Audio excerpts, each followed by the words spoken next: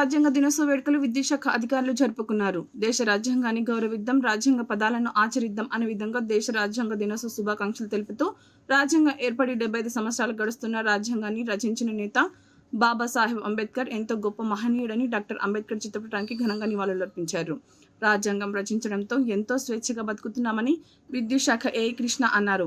ఈ కార్యక్రమంలో line inspector Linganayak, sub engineering Anand, Chandramouli, Ashok, Ramu, Chandu, sub station operator Sunil తదితరులు పాల్గొన్నారు. గడుస్తున్న సందర్భంగా కాలకల్ సెక్షన్ నుంచి డాక్టర్ బాబాసాహెబ్ అంబేద్కర్ గారిని పురస్కరించుకోవడం జరుగుతున్నది.